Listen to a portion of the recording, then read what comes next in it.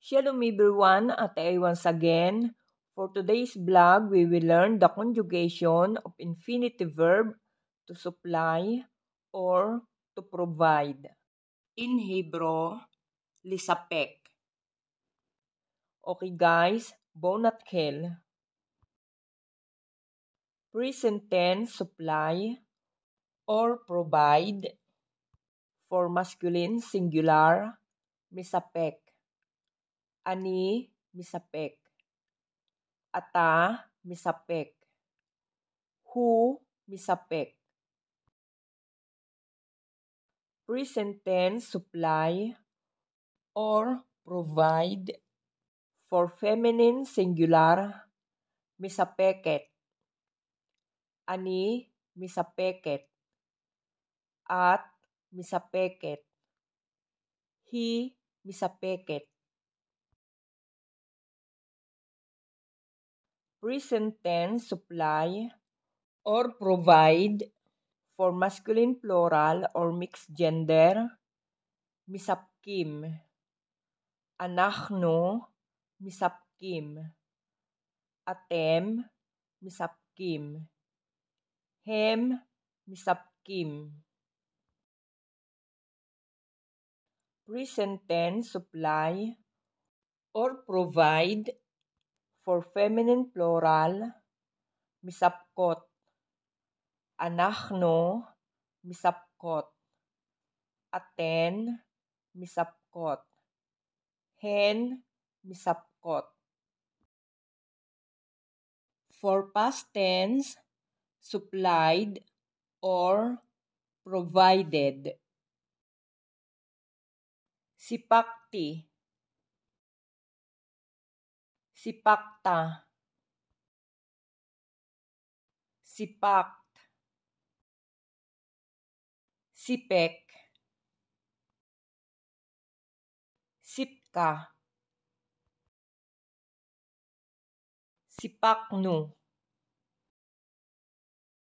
Sipaktem. Sipakten. Sipku. Sipku.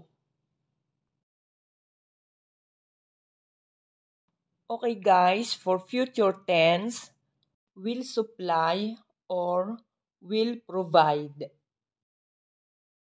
Ani, asapek. Ata, tesapek. At, tisapki. Hu, yesapek. He, tesapek.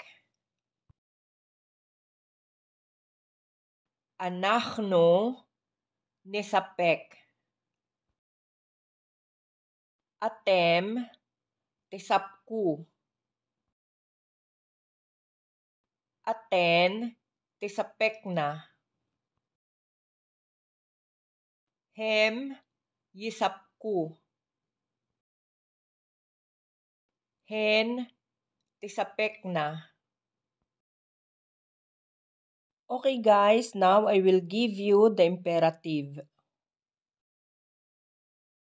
Imperative supply or provide for masculine singular, sapek.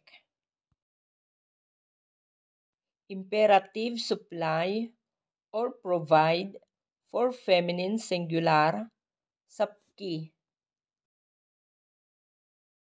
Imperative supply or provide for masculine plural, sapku. Imperative supply or provide for feminine plural, sapekna.